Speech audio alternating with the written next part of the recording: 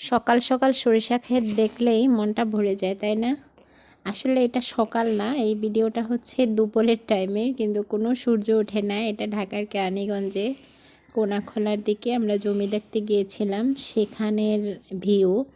মনে হচ্ছে যে সকালবেলা না হয় সন্ধ্যাবেলা, আসলে এটা দুপুরবেলা ছিল, মেবি 2টার আগ মুহূর্তে।